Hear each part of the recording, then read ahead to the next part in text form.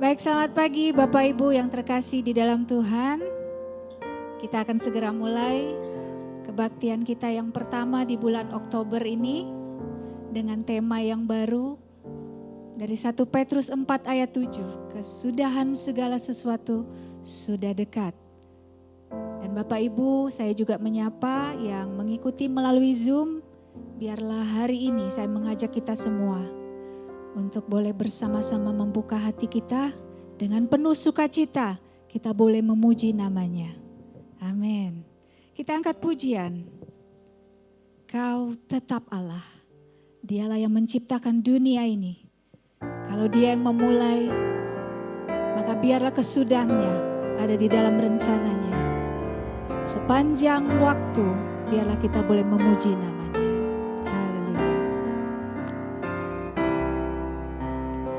Betapa dahsyat Engkau Tuhan, Pencipta segala yang ada, dulu sekarang sampai selamanya. Hanya Engkau Tuhan,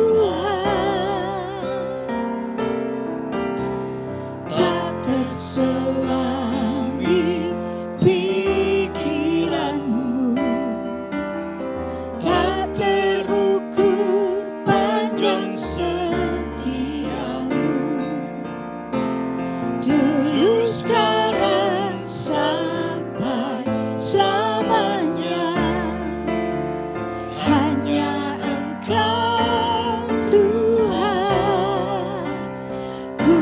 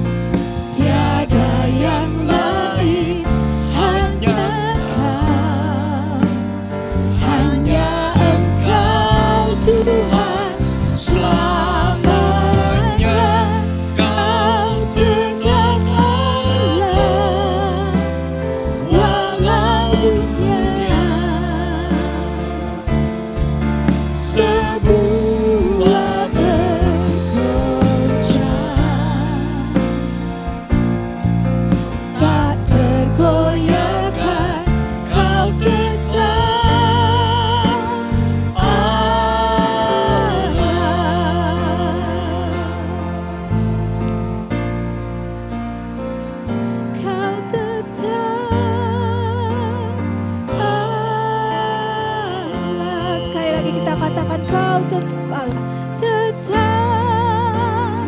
Allah.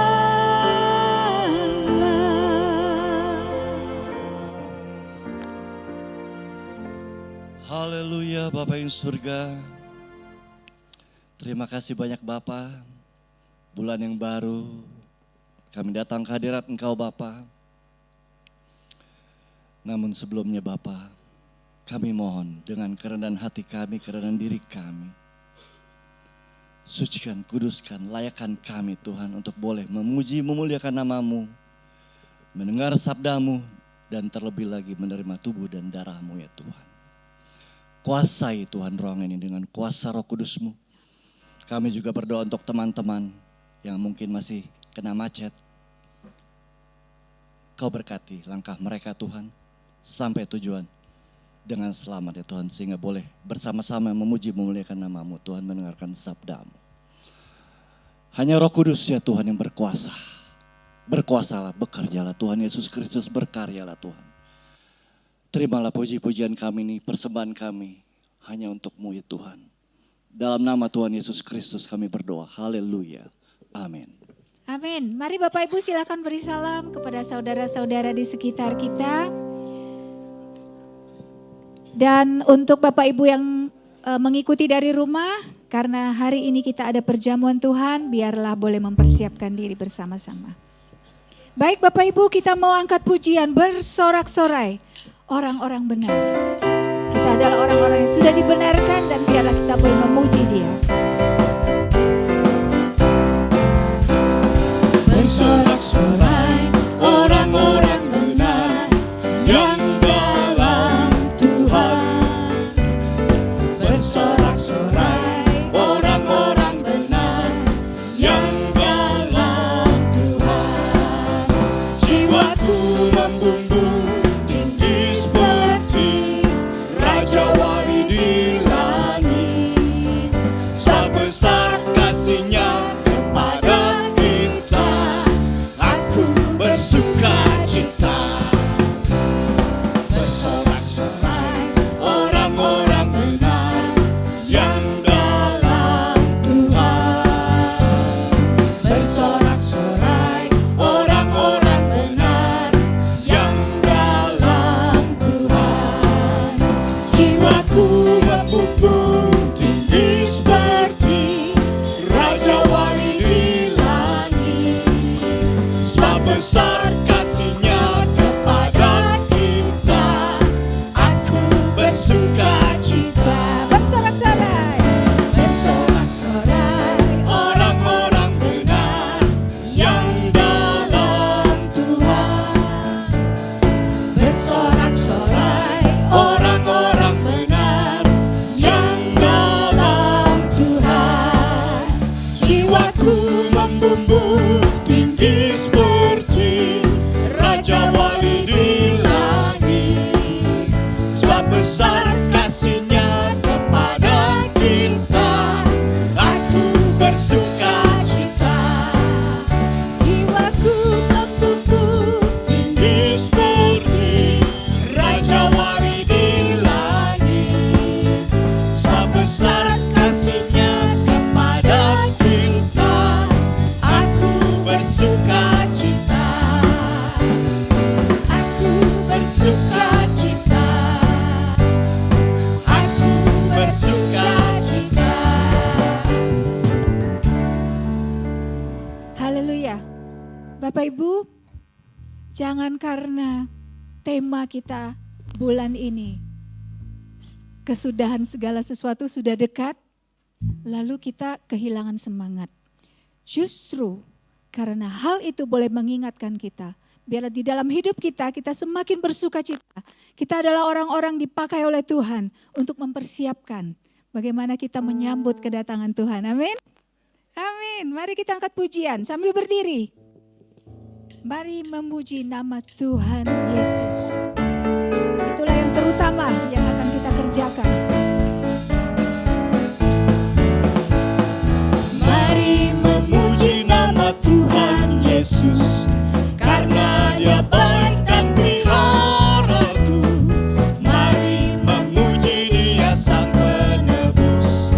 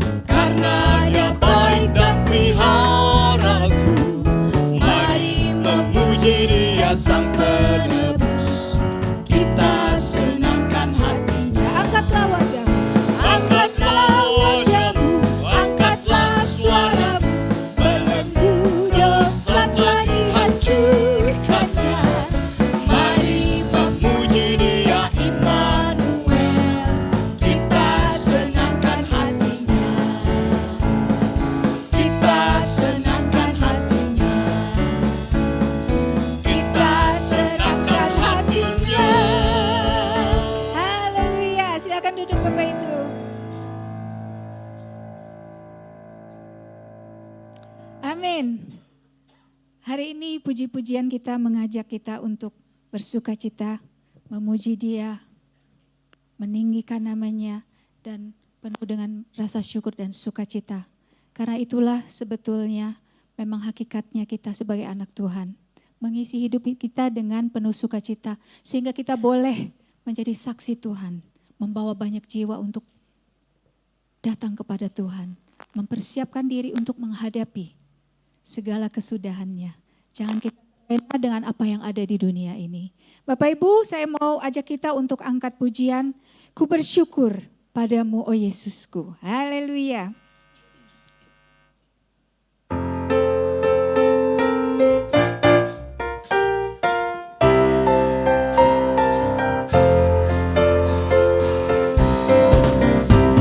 Bersyukur padamu, oh Yesusku, karena pertolonganmu kepadaku. Tiada hari tanpa mengucap syukur, sebab kasih setiamu padaku.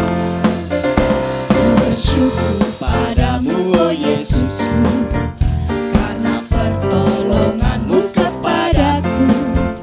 Tiada hari tanpa mengucap syukur, sebab kasih setiamu padaku. Biar bumi pun bergoyang dan langit pun bergoncang, ku kan tetap setia, pegang teguh janjimu Tuhanku.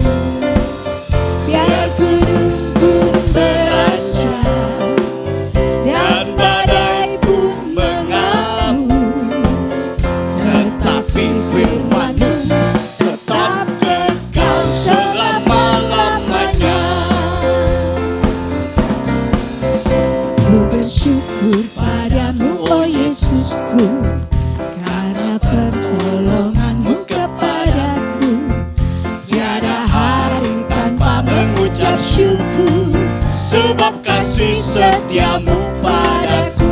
Biar bumi pun bergoyang dan langit pun bergoncang, ku kan tetap setia, pegang teguh janjimu Tuhanku.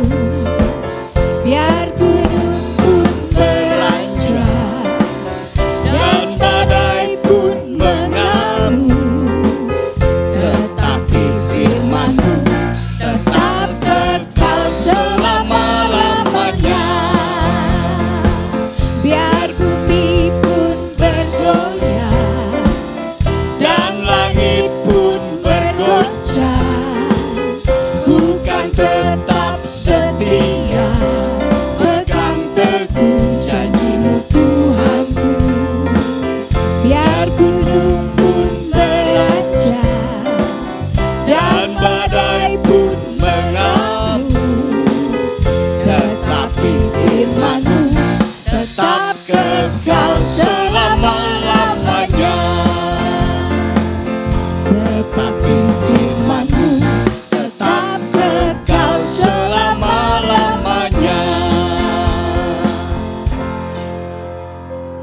Haleluya.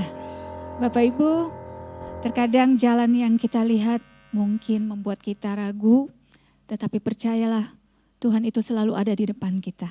Kita berjalan mengikuti langkah yang sudah Tuhan tentukan, dan Dia sendiri ada di depan kita. Bapak Ibu, kita angkat pujian Hatiku Percaya. Sambil saya mau mengajak Bapak Ibu, jika saat ini ada yang mulai meragukan, ada yang mulai merasa bimbang, ingatlah akan kasih Tuhan. Dia tidak pernah meninggalkan kita.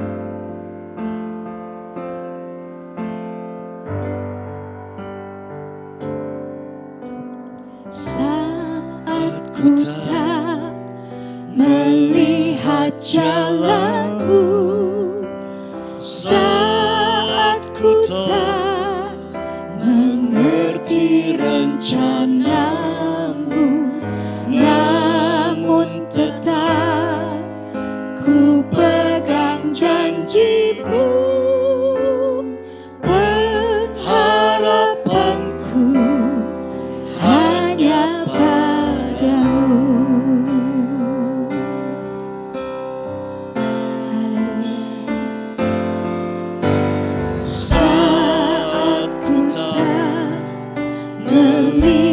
jalanmu, saat ku tak mengerti rencanamu, namun tetap ku pegang janjimu. Pengharapanku hanya padamu. Katakan hatiku percaya. Hatiku percaya. Dengan sepenuh hati katakan. Hatiku percaya.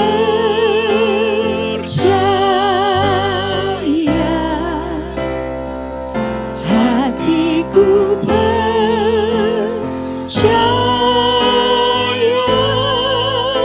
Selalu ku percaya. Haleluya.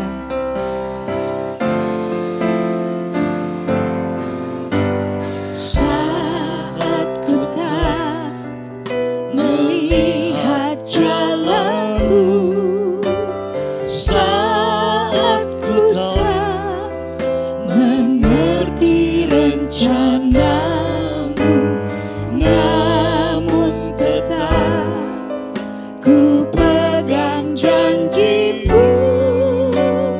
Pengharapanku hanya padamu. Hatiku percaya.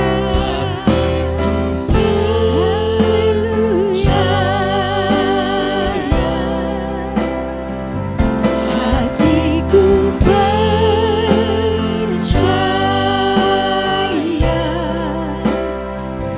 Hatiku percaya. Selalu ku percaya. Hatiku percaya. Percaya. Hatiku percaya.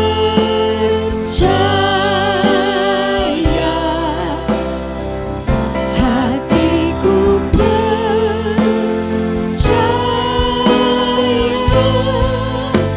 Selalu ku percaya.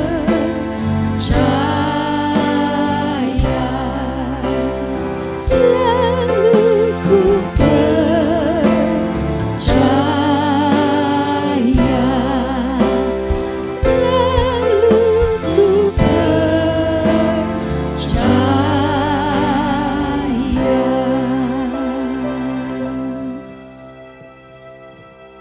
Teguhkan hatimu Bapak Ibu, karena dia layak dan pantas untuk kita percaya. Sebentar kalau firman ditaburkan, firman itu adalah untuk kita semua, satu persatu, tidak ada yang terluput. Buka hatimu Bapak Ibu, dia mau berbicara untuk kita. Saya undang Bapak Ibu untuk bangkit berdiri. Kita mau katakan, kau Bapakku yang baik. Berfirmanlah, kami akan mendengar Tuhan.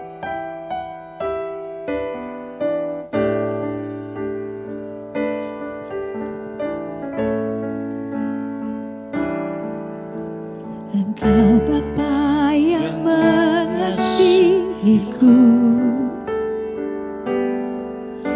tak kau pandang bentuk dan rupaku. Engkau mengasihiku dengan sepenuh hati, tak pernah sama seperti dunia ini.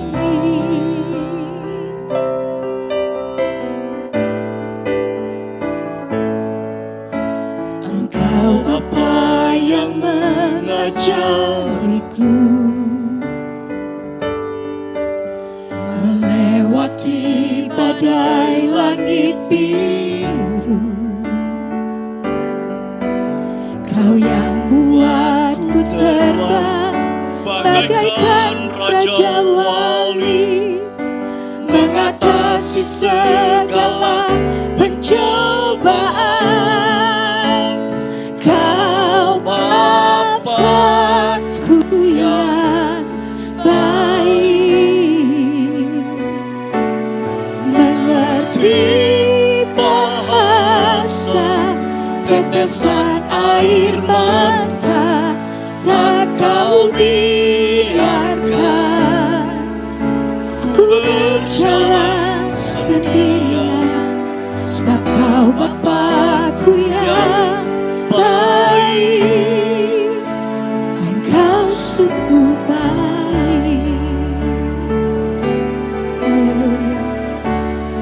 pujian ini sekali lagi. Engkau Bapa yang mengasihiku, tak kau pandang bentuk dan rupaku. Engkau mengasihiku dengan sepenuh hati, tak pernah sama seperti dunia ini.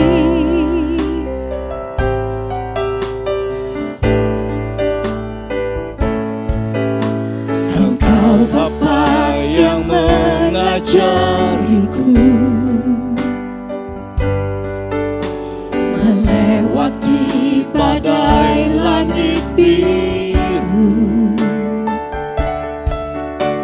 Kau yang buatku terbang bagaikan raja wali, mengatasi segala pencobaan.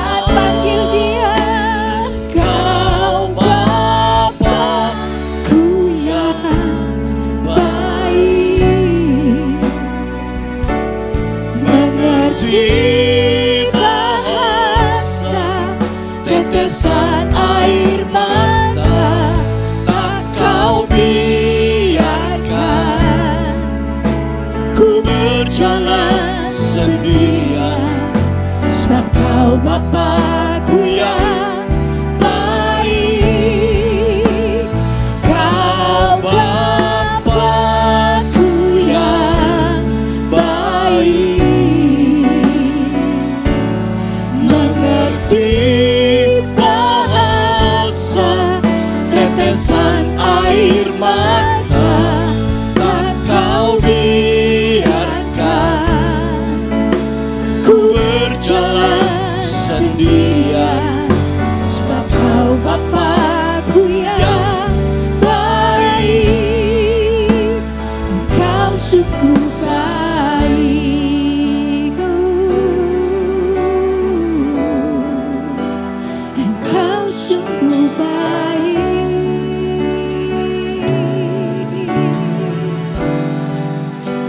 Engkau sungguh baik. Haleluya. Terima kasih ya Tuhan, kami datang kepadamu. Terima kasih kami sudah angkat segala puji-puji untuk-Mu, kiranya berkenan di hati-Mu ya Tuhan. Sekarang waktunya kami duduk diam untuk menerima firman-Mu. Biar Engkau berkati hamba-Mu ya Tuhan, biar apa yang dikeluarkan dari mulutnya itu semua dari-Mu ya Tuhan. Terima kasih ya Tuhan, kami serahkan semuanya di dalam nama Tuhan Yesus Kristus. Haleluya, amin. Amin. Silakan duduk Bapak Ibu. Saya ingatkan untuk jangan lupa handphone boleh di silent, kita boleh menunjukkan pikiran kita, perhatian kita hanya untuk mendengar firman Tuhan yang akan disampaikan oleh hambanya. Saya silakan Bapak Pendeta Revi Awandato. Puji Tuhan, haleluya, shalom. Puji Tuhan. Saya percaya kita semua dalam keadaan baik di tengah-tengah pesawat dari TNI Angkatan Udara yang sedang terbang di atas kita, merayakan hari ulang tahun TNI yang saya nggak hafal sih kesekian kalinya ya. Tapi betul ya saudara, tidak terasa cepat sekali. Saya pribadi merasa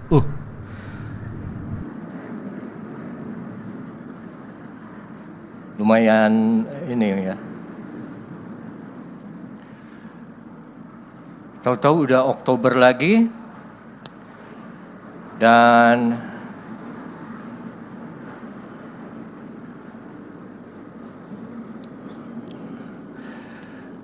udah masuk musim hujan kalau di Cianjur dan Bogor. Tapi kalau saudara di Jakarta masuk musim hujan plus musim galian ya. Banyak galian kan saudara. Pemprov DKI entah apa digali terus ya. Nanti ada galian gas, galian kabel telepon, galian kabel listrik, galian trotoar, Semua digali pokoknya. Ini lumayan kenceng.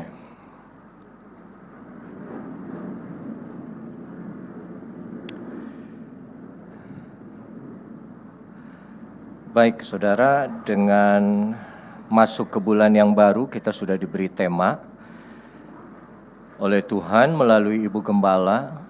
Tema yang udah ada belum? Nah ini. Kedatangan Tuhan sudah dekat, ya. Satu kata-kata yang cukup memberi peringatan sebetulnya, ya. 1 Petrus 4, coba kita buka 1 Petrus pasal yang keempat ayat yang ke-7 sampai 11. Tapi nggak usah, kita baca ayat yang ke-7-nya saja. Demikian firman Tuhan, kesudahan segala sesuatu sudah dekat.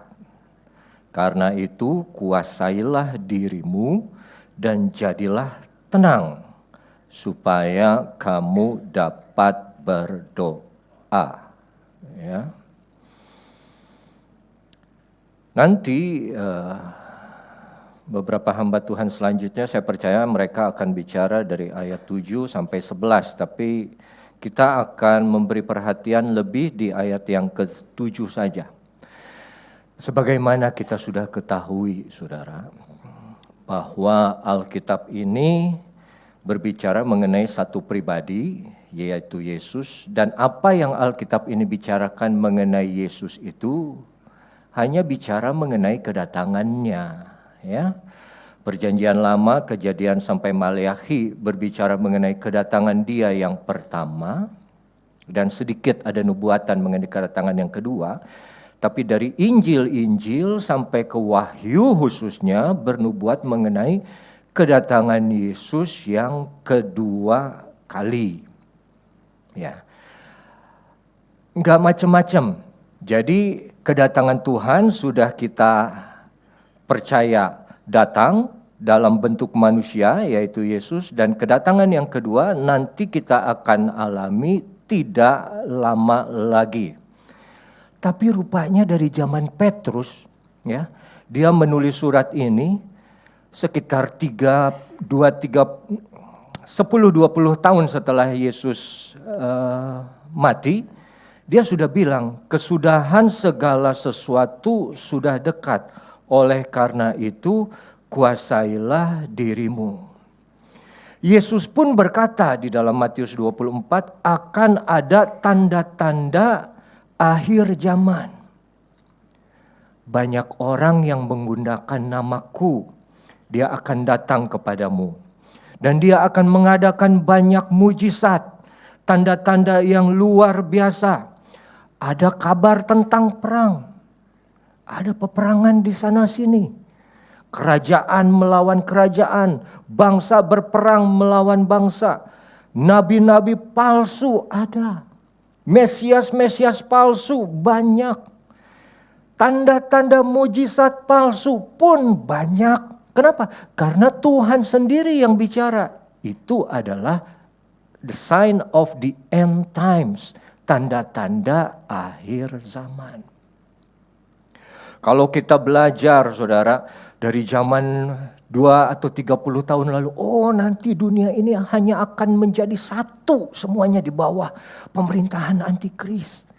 Hanya ada satu bahasa, hanya ada satu agama, hanya ada satu mata uang. Wah, kita semua nggak percaya. Terus kita lihat-lihat perlahan-lahan, ada PBB, terus nanti ada mata uang tunggal di Eropa yaitu euro. Semua sedikit demi sedikit tanda-tanda zaman yang firman Tuhan katakan mulai menjadi nyata. Juga dibilang di dalam Wahyu 13 bahwa nanti ada 2 binatang yang keluar dari laut. Dibilang binatang yang pertama, binatang yang kedua. Gambaran dari antikris. Saat mereka apa? Akan berkuasa di zaman 7 tahun penganiayaan. Bahwa saudara sudah tahu sendiri, semua yang kecil, semua yang besar, semua yang kaya, semua yang miskin harus punya tanda dari binatang itu. Yaitu di mana? Di tangan dan di dahi. Kalau mereka tidak punya tanda di tangan dan di dahi, mereka tidak bisa berjual beli. Mungkin zaman itu zaman awal-awal gereja mula-mula saat mereka baca wahyu dari Yohanes, apa itu maksudnya? Tapi memang dari zaman dahulu itu sudah menjadi kebiasaan, budak pun dicap oleh sang pemiliknya. Tapi zaman antikris, zaman hanya yang punya tanda yang boleh dagang, saudara. Wah, terus sekitar 10-15 tahun lalu, saudara saya di Cianjur udah, Ref, itu dia punya sepupu ngomong, itu dia kerja di salah satu bank swasta lah, saya nggak sebut, salah satu bank swasta. Ya terus kenapa Om? Itu yang dia harus pasang chip di tangannya. Supaya apa? Ya nggak tahu lah. Pokoknya ini kayak tanda-tanda zaman ini mulai dekat. Nah sekarang saudara bayangkan. Sekarang masuk ke zaman cashless. Betul? Kemarin semua orang sekarang bayar pakai cash tuh udah makin susah. Mesti pakai QRIS. Kemarin saya jalan dari Central Park ke TA, kan deket ya saudara. Di situ ada jembatan, ya jalan kecil itu yang buat sambungan itu. Begitu kami jalan terus sebelah kanan kami ada tukang rujak buah. Itu ada QRIS di kacanya juga. Rujak buah aja udah pakai QRIS. Jadi tanda-tanda akhir zaman ini makin jelas. Di Amerika orang sudah bisa bayar nggak usah pakai handphone, pakai tangan, saudara. Saudara mungkin tahu, atau yang belum tahu saya kasih tahu. Ada. Jadi dia belanja di satu supermarket, dia cuma simpan tangannya begini saja. Memang tangannya sudah diregister sebelumnya, tapi tangan begini saja di atas scannernya, bayar. Perdana Menteri Inggris yang sekarang, baru saja 1-2 minggu lalu dia bilang, semua orang harus pasang chip di tangannya. Kalau tidak pasang chip, tidak bisa bekerja. Jadi memang ini kesudahan segala sesuatu ini makin dekat, makin jelas. Makanya dibilang oleh Petrus, oleh karena itu, kuasai dirimu dan jadilah tenang. Kuasai diri kalau dalam bahasa Inggris King James Version dibilang sober.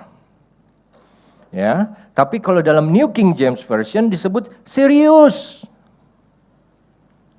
Jadi sadar, sober, waras, coba. Kuasai diri, jangan terbawa oleh arus dunia, tapi waras, serius. Nggak bisa kita main-main lagi, kita nggak bisa tenang-tenang saja. Kenapa? Karena akhir dari segala sesuatu ini sudah dekat. Kalau Petrus, Rasul Tuhan saja bilang, firman Tuhan bilang bahwa kita harus sadar, artinya apa? Banyak orang yang gak sadar. Orang hidup nih kayak orang yang otomatis, saudara. Beberapa hal yang bisa membuat orang tidak sadar, terbawa perasaan. Itu salah satunya adalah rutinitas. Orang terjebak di dalam satu kegiatan yang sama, yang berulang-ulang. Setiap hari dia kerjakan itu. Jadi makanya manusia, pernah ada karikaturnya, seperti seorang robot. Bangun, mandi, makan, pergi ke toko, ke kantor, kerja, makan siang, kerja lagi, pulang, ketemu keluarga, ngobrol, istirahat, udah gitu. 5-6 hari begitu. Hari ke-7 ibadah. Terus mulai lagi nanti. Terus berulang-ulang sehingga mereka menjalani hidup sebagai satu yang monoton. Rutinitas. Begini-begini aja. Ya, memang yang kamu kerjakan begitu-begitu juga kok. Kenapa kamu mengharap sesuatu yang berbeda di saat kamu melakukan hal yang sama?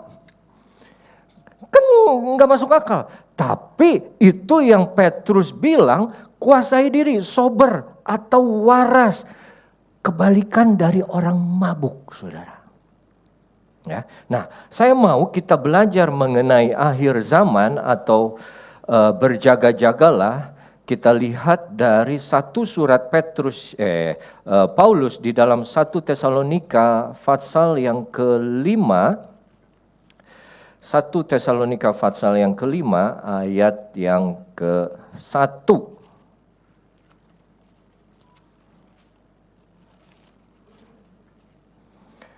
Tetapi tentang zaman dan masa, saudara-saudara, tidak perlu dituliskan kepadamu.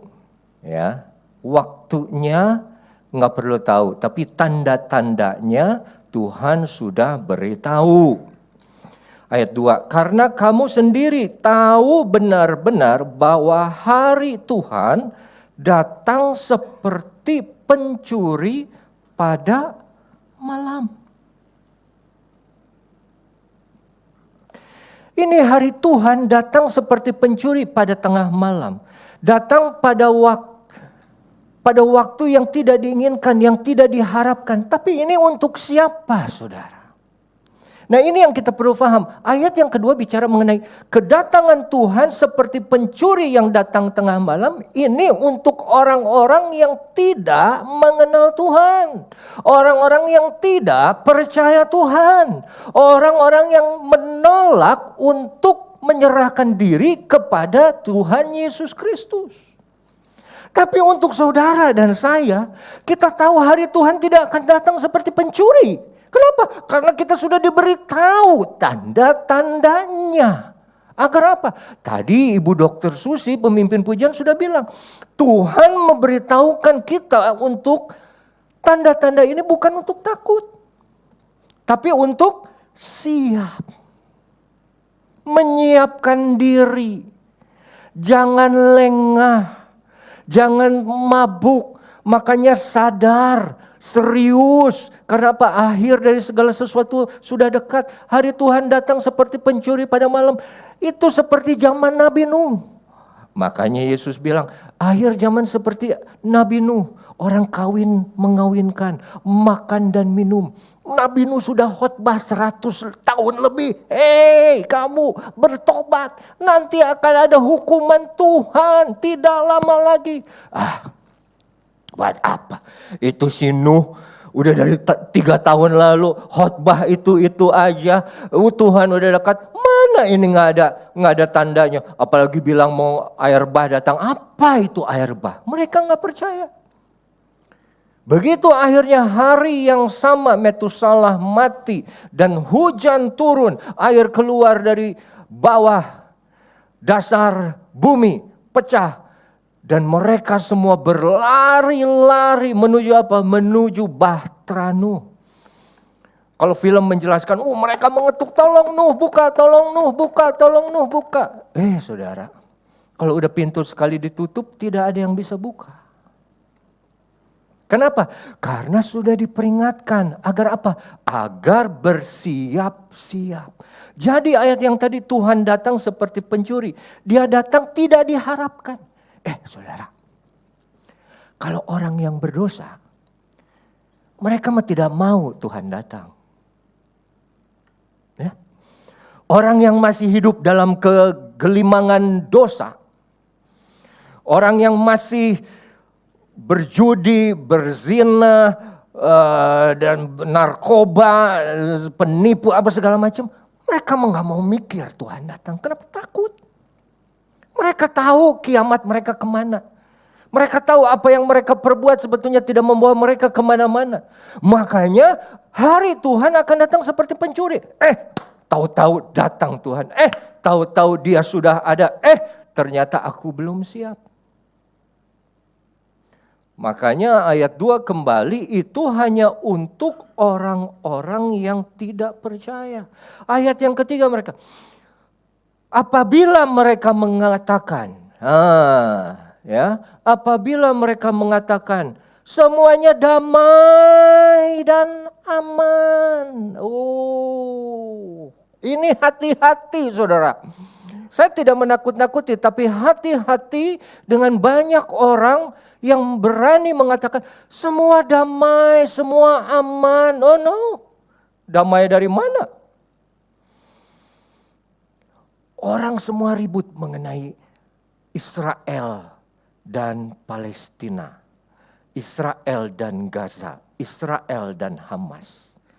Padahal di Nigeria puluhan ribu orang Kristen dibunuh. Setiap hari ratusan orang Kristen dipersekusi. Tidak ada suara mengenai yang peduli terhadap mereka. Tapi dibilang, semuanya damai dan aman. Ini bahasanya siapa? Kalau kita mau belajar sedikit saudara mengenai akhir zaman. Ini ciri-ciri dari nabi-nabi palsu. Mari kita lihat satu persatu. Di Yeremia 6 ayat 14. Yeremia 6 ayat yang ke-14. Mereka mengobati luka umatku dengan memandangnya ringan. Katanya damai sejahtera, damai sejahtera. Tapi sebetulnya tidak ada damai sejahtera. Ini nabi-nabi palsu, guru-guru palsu yang selalu bicara mengenai hal yang positif. Padahal yang umat butuhkan bukan hal yang positif. Tapi kebenaran yang sesungguhnya. Walaupun mungkin kebenaran itu menyakitkan. Tapi nabi palsu tahu datang dengan kata-kata yang penuh dengan gula-gula yang manis. Damai sejahtera, shalom, damai sejahtera. Padahal tidak ada damai sejahtera.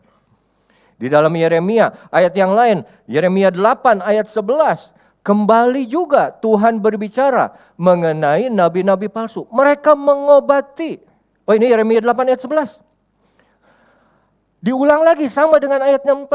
Mengobati luka putri umatku dan memandangnya ringan. Nggak apa-apa. Kamu jatuh sekali dalam dosa, Tuhan penuh dengan kasih, Tuhan penuh dengan shalom, dengan damai, Dia akan mengampunimu. Ayo angkat kembali, terus jatuh lagi dalam dosa. Tidak apa-apa, tidak apa-apa, Tuhan tetap mengasihi. Udah 4-5 kali bukan jatuh dalam dosa, itu hidup dalam dosa. Tapi tidak ada teguran, cuman diobati lukanya aja dihalus-halus. Aduh baik ya kamu ya, baik kamu biji mata Allah, kamu dilindungi Allah. Tunggu dulu. Akhir dari segala sesuatu sudah dekat dan banyak Mesias, Nabi dan guru-guru palsu yang bicara mengenai damai walaupun tidak ada damai. Yeremia, satu lagi Yeremia 14 ayat yang ke-13.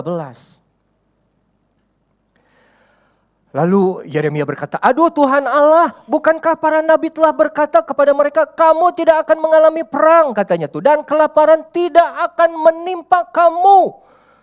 Bagus kan? Aku akan memberikan pada kamu damai sejahtera yang mantap di tempat ini.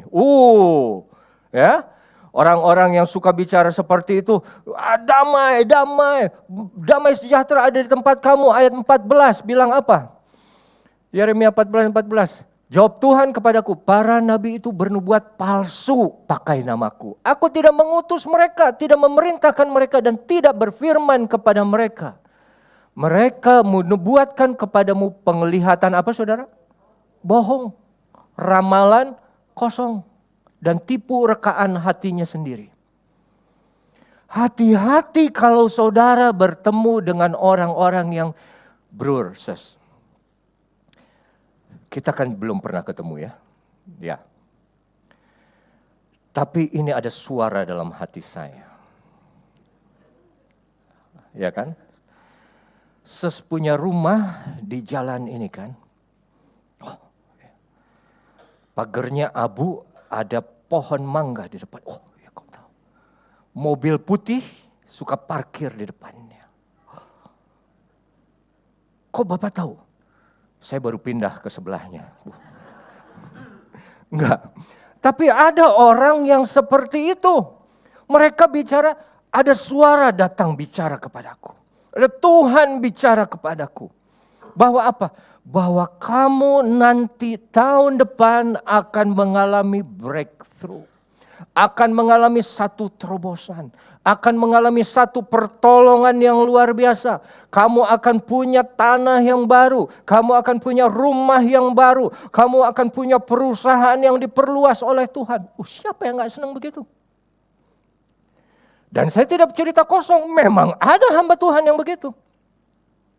Semua pas mereka dipanggil ke depan, oh dia bisa tunjuk, kamu akan punya ini, kamu akan punya ini, kamu akan punya ini. Mereka menubuatkan penglihatan bohong, ramalan kosong, tipu rekaan hatinya sendiri. Agar apa? Mereka membuat hati si pendengarnya percaya kepada diri. Makanya Tuhan bicara kepadaku, Tuhan bicara kepadaku lain. Ini Tuhan sudah bicara melalui firman-Nya. Nabi-nabi palsu makin banyak yang seperti itu.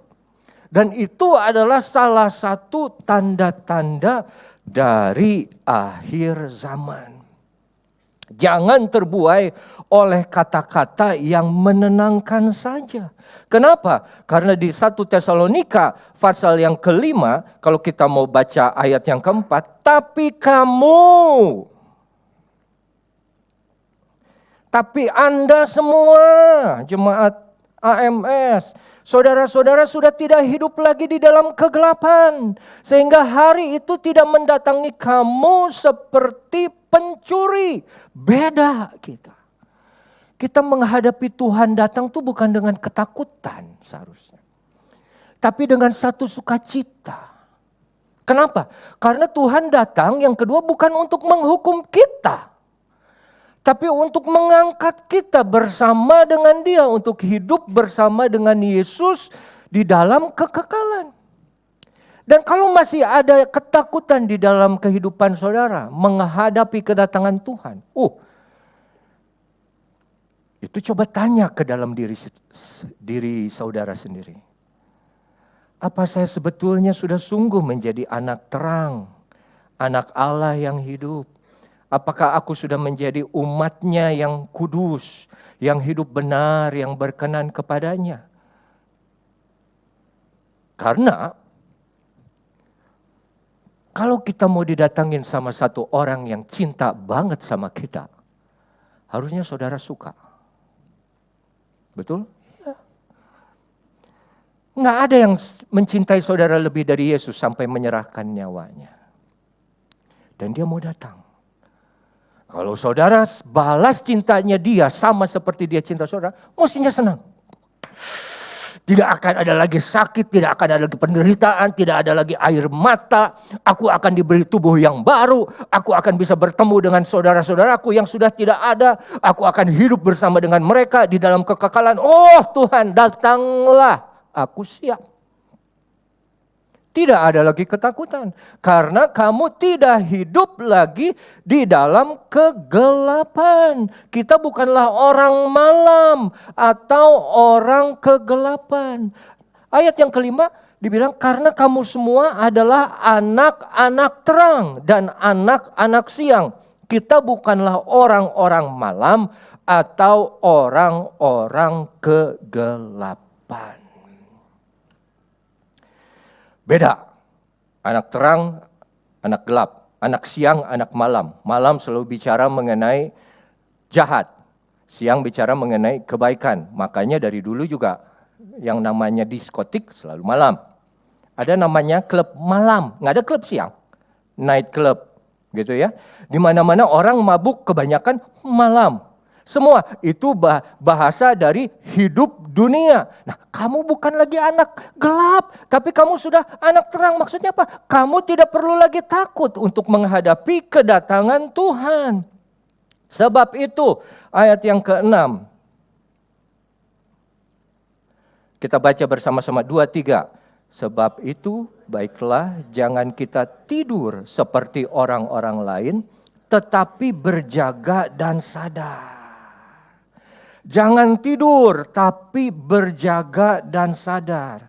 Ini pesan yang Paulus bilang sama persis dengan pesan yang Petrus bilang. Harus apa? Berjaga-jaga dan sadar, jangan sampai tertidur. Karena kita sudah ditarik dari gelapnya malam, dari dosa, dari kebebalan, dari kebodohan, dari keacuhan, keabayan terhadap hal-hal yang spiritual.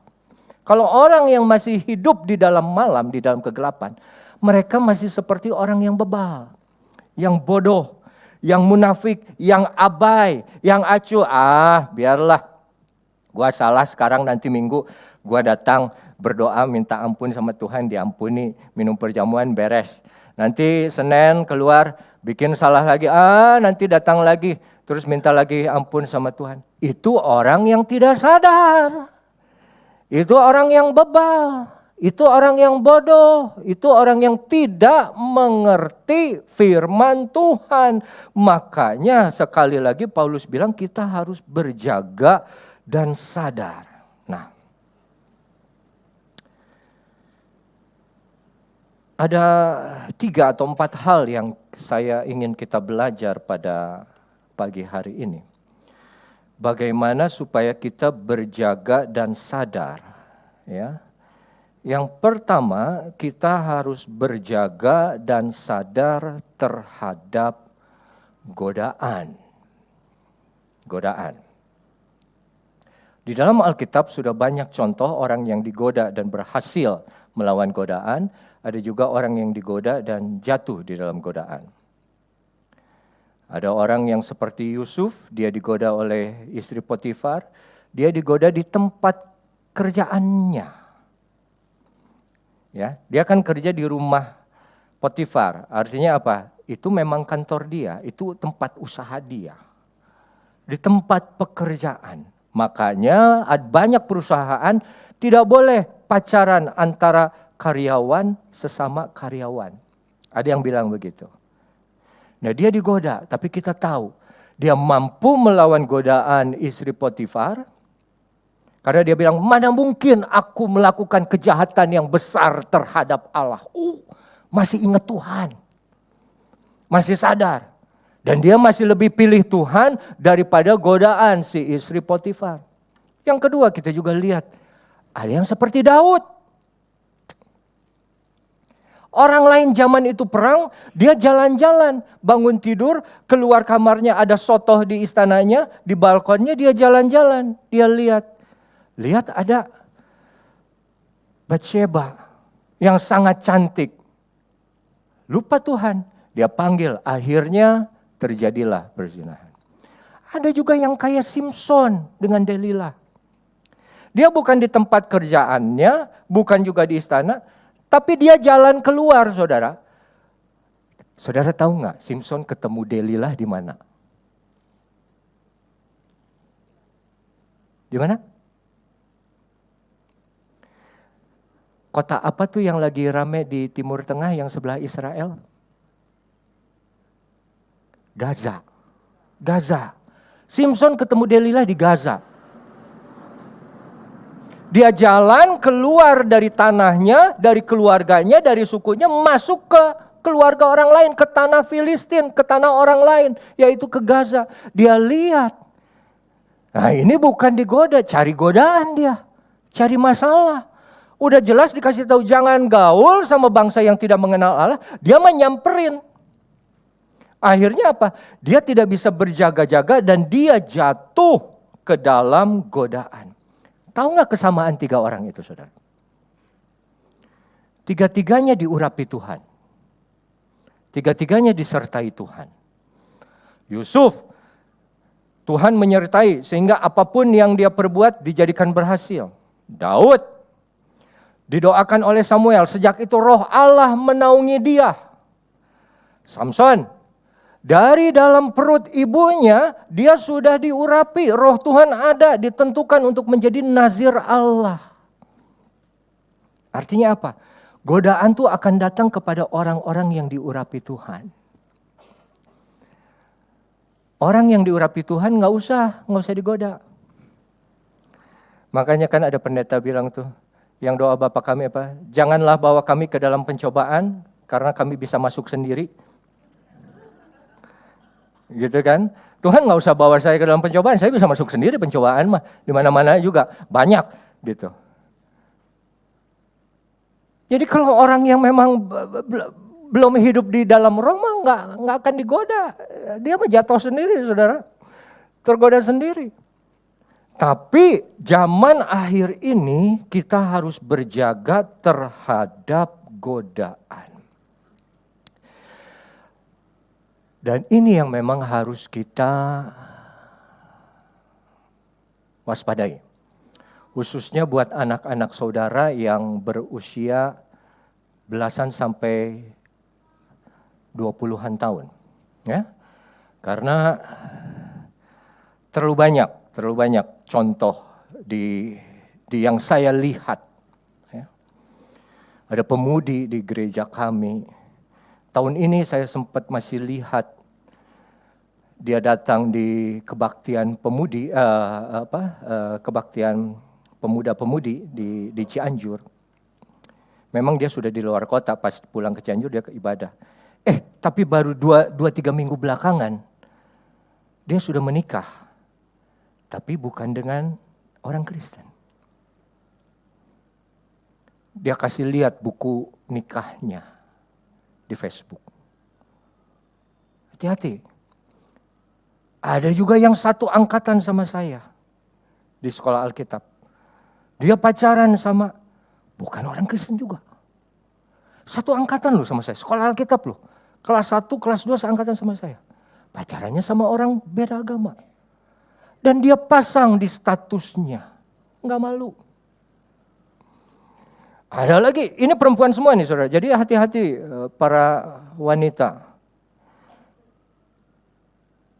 Dia juga pacaran sama muslim dan dia pasang statusnya di Facebook dengan tidak takut-takutnya. Akhir segala sesuatu sudah dekat. Oleh karena itu, sadar, waras, berjaga-jaga. Jangan tidur seperti orang lain, tapi berjaga-jaga dan sadar dan waras. Yang kedua yang kita mau lihat, yang harus kita berjaga-jaga adalah terhadap kemalasan. Saya ingat Tuhan waktu bicara mengenai 5, 2, dan 1 talenta. Ya, hamba yang dikasih 5 dan 2 talenta dia kerjakan, tapi hamba yang diberikan 1 talenta dia tidak kerjakan, betul? Dia tetap itu kuburkan talenta tersebut sampai akhirnya si tuannya datang kembali dan dia bilang kepada tuannya, "Hai Tuan, aku tahu engkau adalah tuan yang jahat. Manusia yang kejam," Matius 25 ayat 24. "Kini datanglah hamba yang menerima 1 talenta," Matius 25, 24. "Tuan, aku tahu bahwa Tuan adalah manusia yang kejam, yang menuai di tempat di mana Tuan tidak menabur, dan yang memungut dari tempat di mana Tuan tidak menanam. Karena itu aku takut dan pergi menyembunyikan talenta Tuan di dalam tanah. Ini, terimalah kepunyaan Tuan." Maka jawab tuannya itu, "Hai kamu hamba yang jahat dan malas." Kalau kita loncat langsung ke ayat 30, "Campakkanlah hamba yang tidak berguna itu ke dalam kegelapan yang paling gelap, di sanalah akan terdapat ratap dan kertak gigi." Hamba, 3 hamba di dalam perikop ini menggambarkan umat atau orang Kristen yang seperti ngaku-ngaku, "Ini aku nih hamba Tuhan, ini aku nih umat Tuhan, ini aku nih anak Allah, anak terang." Oke, kalau gitu kata Tuhan, "Aku mau pergi, ini aku kasih talenta kamu masing-masing."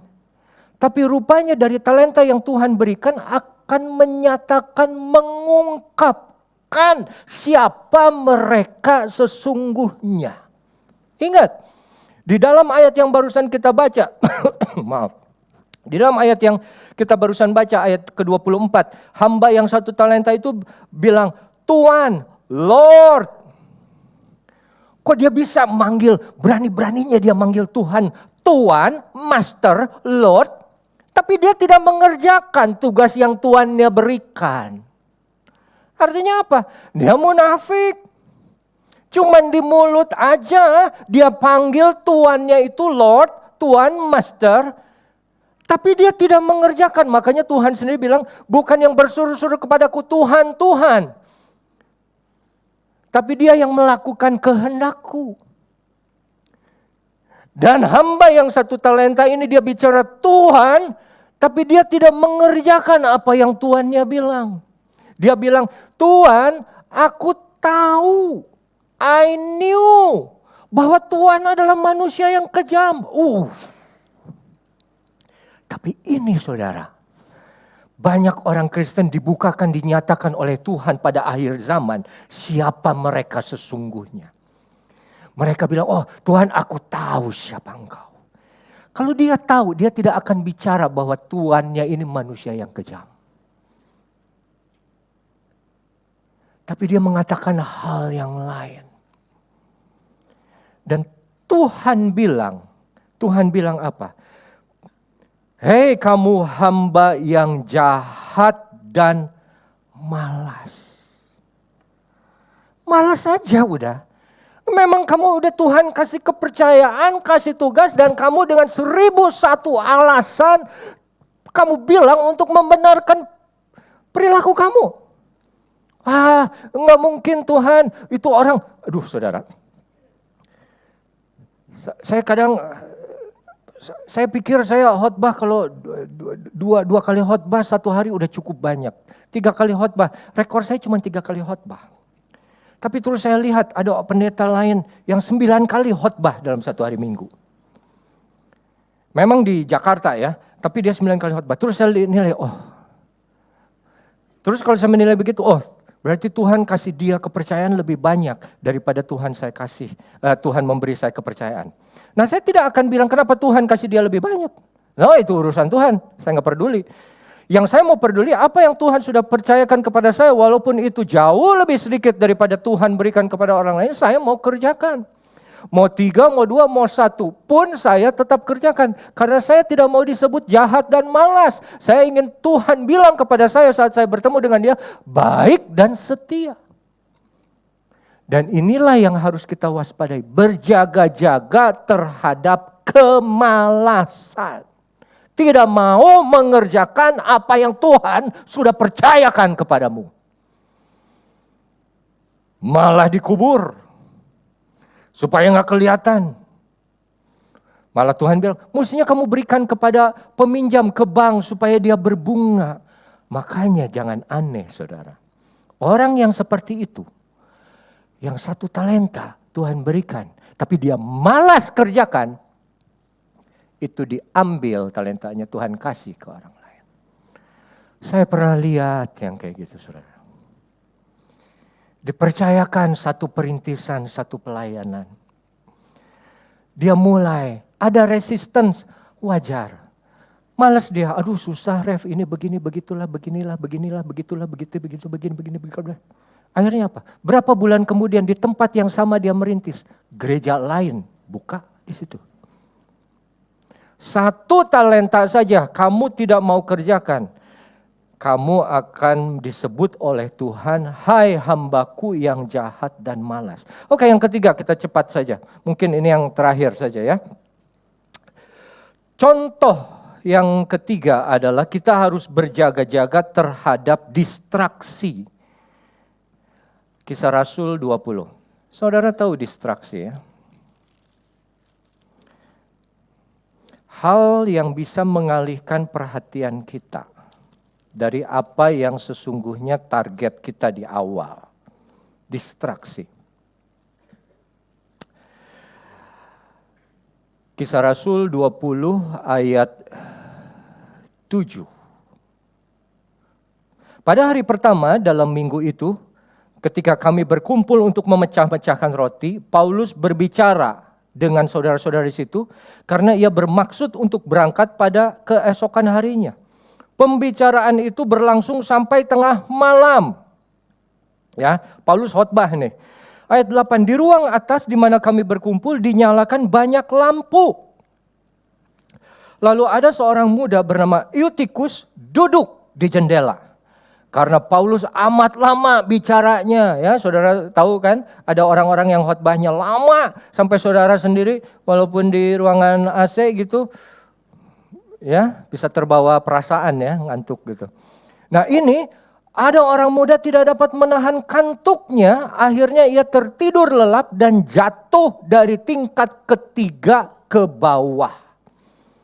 Dan disebut ketika ia diangkat, ia sudah mati. Jadi ada satu ruangan di atas, Paulus khotbah. Saudara perhatikan di ayat yang ke-8. Di ruang atas di mana kami berkumpul, dinyalakan banyak lampu. Jadi saat itu, Paulus bicara banyak orang duduk haus akan firman Tuhan. Banyak juga lampu, dan lampu zaman dulu pakai api betulan kan. Otomatis pasti panas. Tidak nyaman, apalagi dengar firman Tuhan. Firman Tuhan 50 menit aja di antara saudara udah ada, ref ini lama amat sih. Udah cukup lah, gue tahu Tuhan Yesus baik, Tuhan pasti melindungi. Udah, ini Paulus dari sore sampai malam.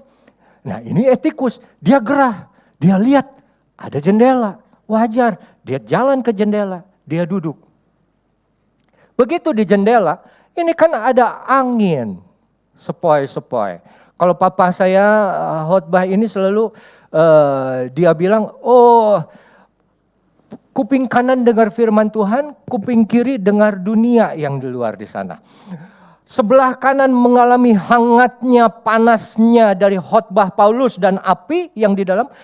Bagian kiri mengalami dinginnya, sejuknya hawa yang dari luar. Setengah-setengah. Terdistraksi dia, disebut apa? Tidur lelap.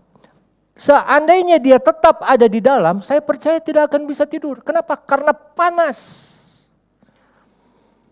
Panas terbakar oleh firman Tuhan, panas terbakar oleh panasnya api. Tapi dia terdistraksi keluar. Akhirnya, saudara lihat kan, begitu dia ngantuk, dia jatuh, kenapa gak jatuh ke dalam? Kenapa jatuhnya keluar?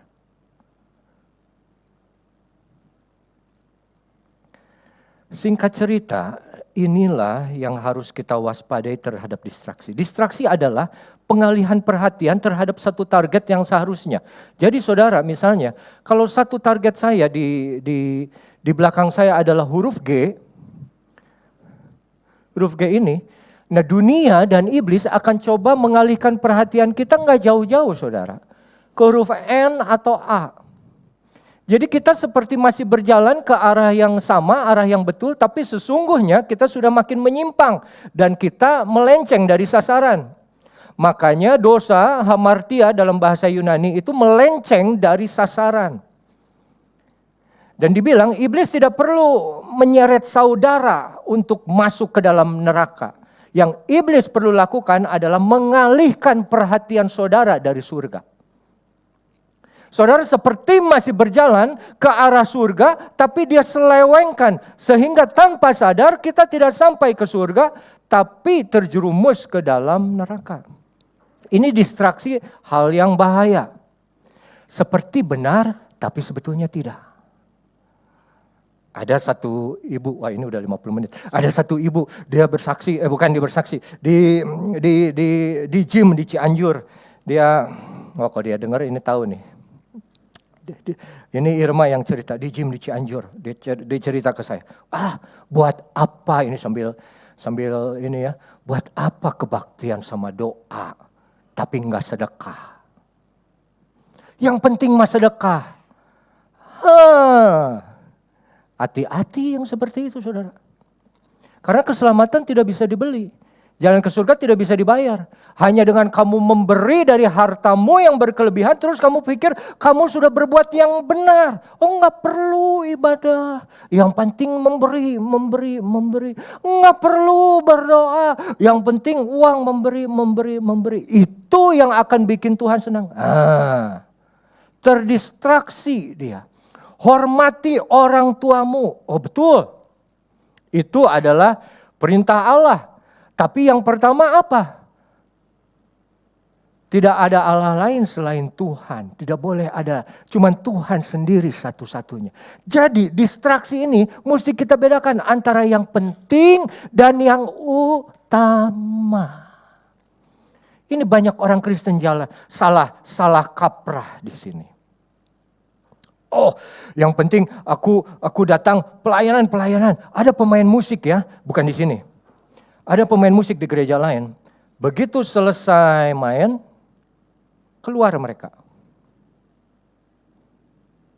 Keluar, nggak dengar firman Tuhan. Begitu selesai, baru masuk. Baru 2-3 bulan lalu saya khotbah di gereja itu. Khotbah pertama saya lihat, kok ini nggak ada pemain musiknya sama worship leader. Oh keluar semua mereka. Begitu saya khotbah 30-40 menit, baru mereka masuk. Apa yang ada di mereka? Oh, kan saya sudah melayani musik. Kami perlu istirahat. Nanti juga kami akan dengar firman Tuhan di ibadah yang kedua. Jadi tidak perlu, atau kedengaran juga firman Tuhan kedengaran di luar. Ada speaker, tidak perlu hadir di dalam. Nggak apa-apalah, Tuhan juga mengerti kelemahan kami. Begitu minggu depannya saya diundang lagi, terus saya bilang, wah ini pemain musik. Waktu saya khotbah, pemain musik sudah masuk 30 menit sebelum saya minta. Datang mereka masuk. Terus saya bilang, wah ini kalau pemain musik sudah kembali masuk, artinya saya sudah harus selesai, saudara. Saya bilang gitu. Habis gitu saya nggak diundang lagi tuh. Nggak apa-apa. Di mana ada aturannya? Oh kalau kami main musik, kamu boleh tidak mendengarkan firman. Tidak bisa membedakan mana yang penting, mana yang terutama. Terdistraksi. Tapi saudara yang kekasih, saya hanya mau tutup dengan satu pemikiran saja. Mari pemain musik maju ke depan. Bahwa orang-orang benar dia akan menantikan kedatangan Tuhan dengan penuh sukacita. Karena dia bertemu dengan orang yang sangat atau pribadi yang sangat mencintai dan mengasihinya.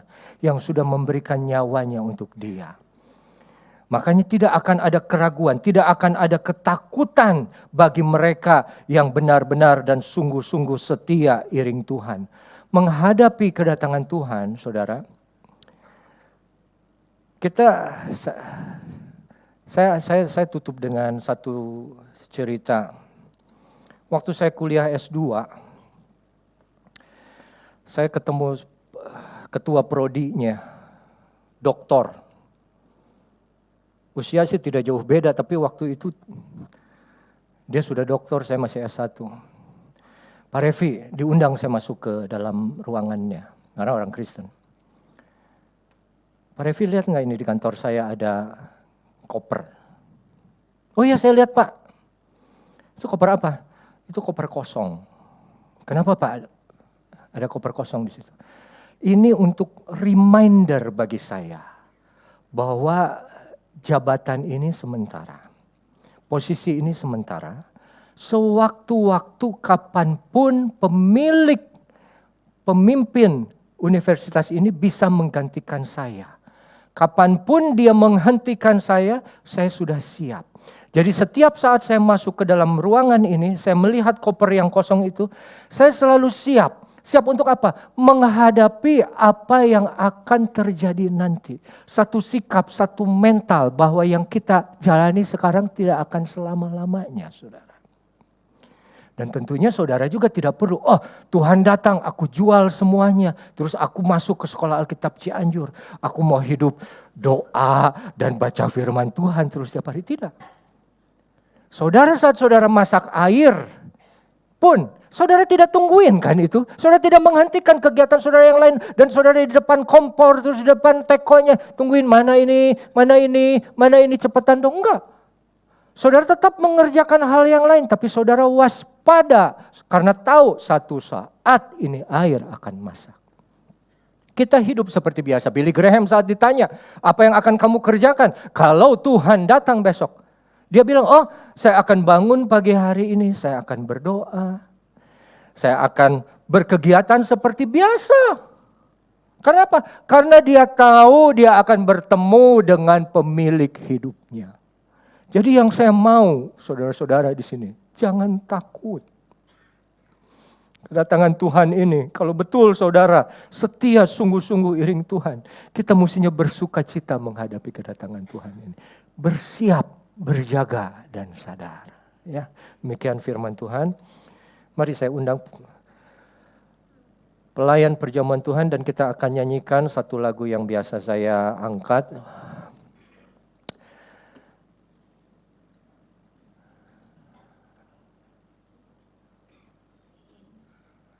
Saat ku masuk ke hadirat-Mu, bawa persembahan ke tempat kudus-Mu.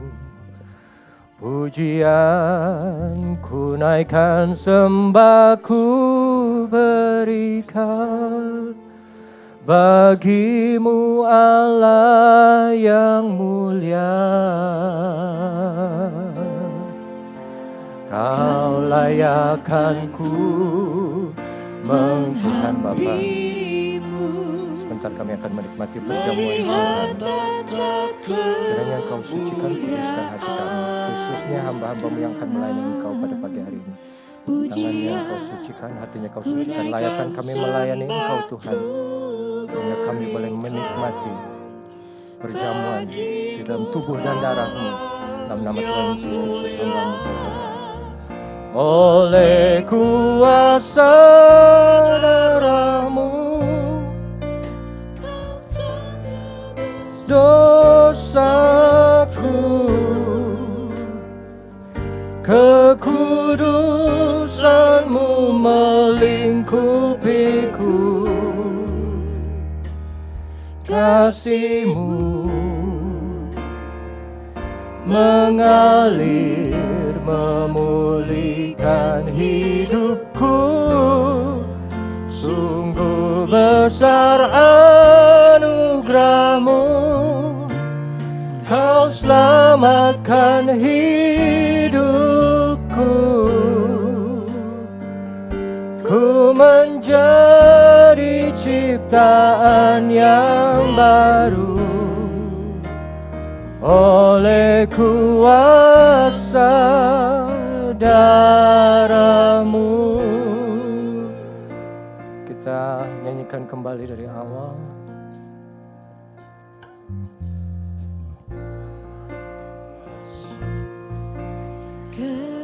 Hadirat-Mu, bawa persembahan ke tempat kudus-Mu. Pujian ku naikkan, sembah ku berikan bagi-Mu Allah yang mulia. Kau layakkan ku menghampiri-Mu, melihat tata kemuliaan-Mu Tuhan.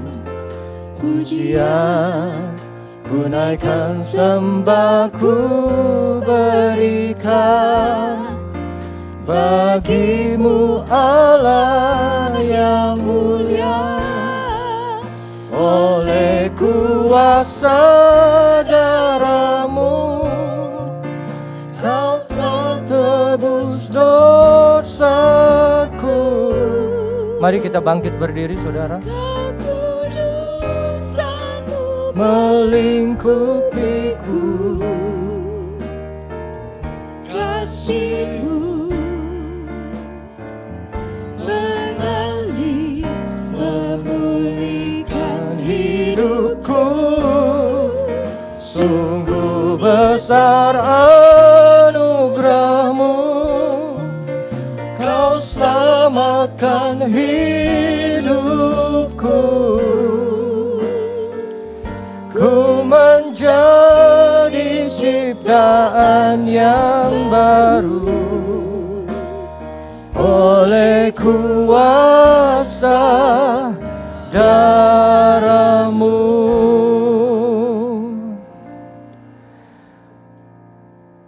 Terima kasih Tuhan untuk firman-Mu, terima kasih untuk peringatan-Mu bahwa hari-Mu semakin dekat, tidak lama lagi, dan kami semua yang ada di sini diajarkan untuk senantiasa berjaga-jaga dan sadar.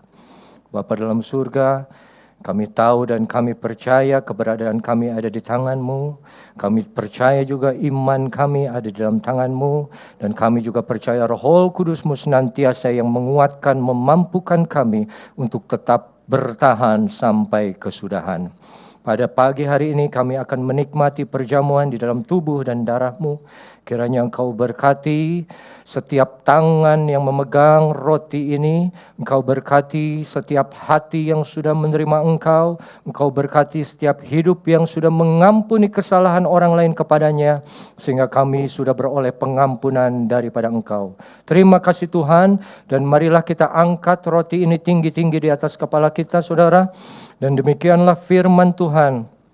Apa yang telah kuteruskan kepadamu telah aku terima dari Tuhan, yaitu bahwa Tuhan Yesus pada malam ia diserahkan mengambil roti, dan sesudah itu ia mengucap syukur atasnya, ia memecah-mecahkannya dan berkata, inilah tubuhku yang diserahkan bagi kamu, perbuatlah ini menjadi peringatan akan aku. Dengan penuh rasa hormat atas apa yang Tuhan sudah lakukan, dan rasa syukur, dan juga iman sepenuhnya, masih ada kuasa di dalam tubuh Kristus. Mari kita makan roti ini di dalam nama Tuhan Yesus Kristus. Haleluya.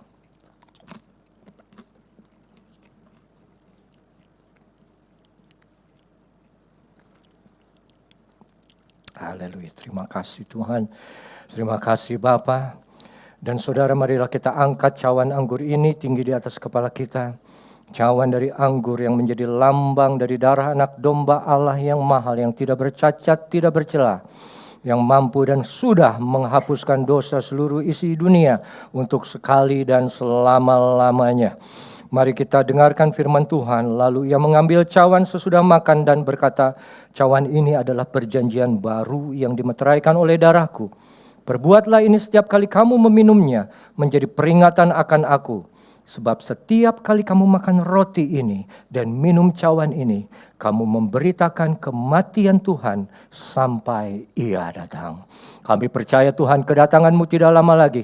Kami percaya Tuhan kami akan segera bertemu dengan Engkau, Sang Penebus, Juru Selamat kami yang setia. Dan kami percaya Tuhan ada keselamatan, tidak ada lagi penghukuman bagi mereka yang hidup menerima keselamatan di dalam Engkau Tuhan. Terima kasih Tuhan. Dan oleh karena itu saudara, mari sekali lagi dengan penuh rasa syukur dan percaya masih ada kuasa di dalam darah Kristus. Kita akan minum cawan anggur ini di dalam nama Tuhan Yesus Kristus. Haleluya. Amin. Amin. Terima kasih Tuhan. Terima kasih Yesus. Terima kasih Bapa. Terima kasih. Kita nyanyikan sekali lagi refrennya, oleh kuasa darah-Mu.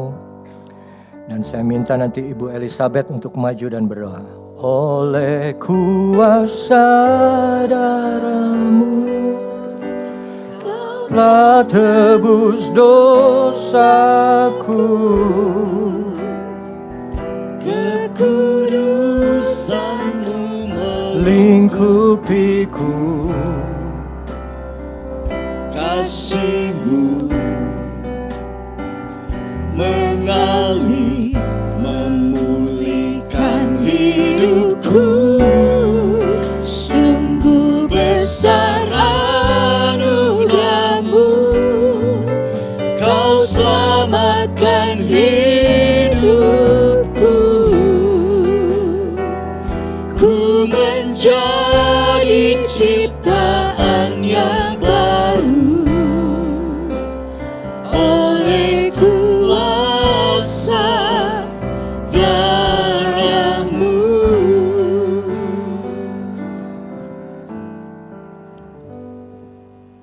Bapa kami dalam surga, kami mengucap syukur ya Tuhan Yesus.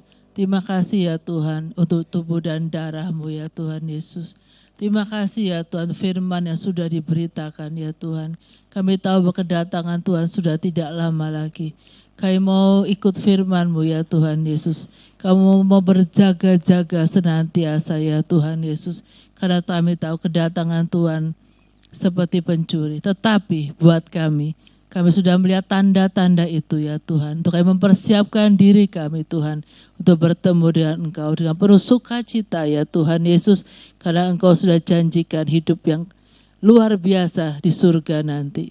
Kami juga mau tetap mengerjakan setiap talenta yang Tuhan percayakan ya Tuhan Yesus dengan baik ya Tuhan. Supaya pada waktunya nanti Engkau boleh berkata, "Hei hambaku yang baik dan setia." Kami juga mau Tuhan tidak tergoda dengan dunia ini, tetapi fokus kami kepada Tuhan. Fokus kami kepada Allah Bapa kami. Kami percaya Tuhan Yesus, bahwa Engkau Tuhan yang sudah memberkati kami, yang sudah mempersiapkan hari depan yang luar biasa dalam hidup kami ya Tuhan. Kami terus dituntut oleh firman dan kebenaran-Mu ya Tuhan Yesus. Kami mengucap syukur, kami punya Tuhan Yesus yang menjanjikan masa depan yang baik, hari depan yang baik buat kami ya Tuhan. Terima kasih Tuhan hamba-Mu yang sudah memberitakan firman-Mu. Pakai hamba-Mu ini lebih lagi ya Tuhan Yesus. Kami percaya Tuhan, Engkau sudah merancangkan hari depan yang baik buat hamba-Mu ini ya Tuhan Yesus. Terus dia pakai dia lebih lagi ya Tuhan. Dimanapun juga ya Tuhan Yesus. Berkati juga kesehatannya, berkati keluarganya, berkati dimanapun hamba-Mu ini melayani ya Tuhan. Kami juga terus berdoa untuk Ibu Gembala kami Tuhan. Tuh sehat-sehatkan dia ya Tuhan Yesus. Dimanapun Ibu Gembala kami berada, Tuhan selalu menjaga dan melindunginya ya Tuhan. Tuhan terima kasih ya Tuhan, terima kasih Tuhan. Kami sungguh bersyukur buat kebenaran firman yang sudah diberitakan. Biar kebenaran firman itu tertanam dan berbuah ya Tuhan Yesus. Sehingga Engkau disenangkan, Engkau disukakan ya Tuhan. Terima kasih Bapa, kami sungguh mengucap syukur. Seluruh doa sembahyang ini kami minta dan kami naikkan hanya di dalam satu nama. Nama di atas segala nama, nama Tuhan Yesus Kristus. Haleluya, amin. Haleluya. Kita mengucap syukur untuk firman yang luar biasa hari ini. Setiap kali kita diperingatkan, maka hari ini barisan kita dirapikan kembali oleh Tuhan. Amin. Supaya kita berjalan menuju satu tujuan. Bapak Ibu, kita akan bersama-sama memberikan persembahan dan marilah kita terlebih dahulu untuk berdoa. Haleluya, terima kasih Tuhan, kami menghargai kesempatan ini. Kami diberi kesempatan untuk boleh mengambil bagian di dalam pekerjaan Tuhan. Kami boleh memberikan dengan sukacita. Engkau berkati semua yang memberi, biarlah Tuhan mereka memberi dengan hati yang penuh sukacita, maka genaplah sukacita mereka di dalam Tuhan. Di dalam nama Tuhan Yesus, haleluya. Amin. Kita angkat pujian, jalan serta Yesus.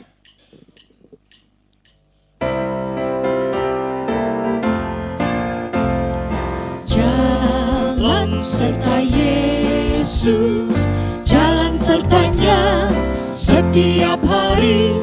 Jalan serta Yesus, serta Yesus selamanya. Jalan dalam suka, Jalan dalam duka, jalan sertanya setiap hari. Jalan serta Yesus, serta Yesus selamanya. Jalan serta Yesus, jalan sertanya setiap hari. Jalan serta Yesus, serta Yesus selamanya. Jalan dalam suka, jalan dalam duka, jalan sertanya setiap hari. Jalan serta Yesus, serta Yesus selamanya. Haleluya. Terima kasih untuk persembahan Bapak Ibu. Tuhan Yesus memberkati. Dan selanjutnya, mari Bapak Ibu saya undang bangkit berdiri. Kita angkat pujian El Shaddai.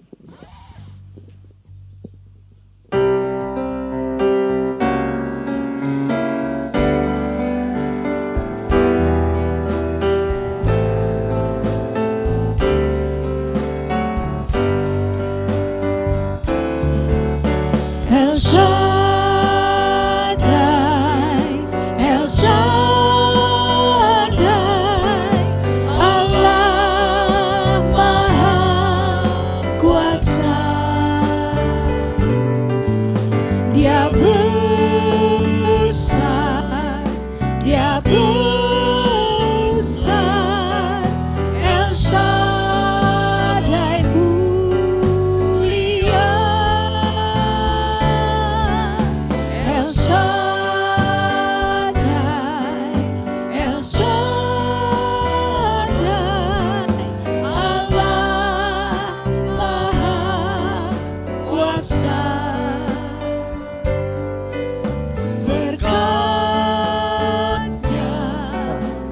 melimpah El Shaddai.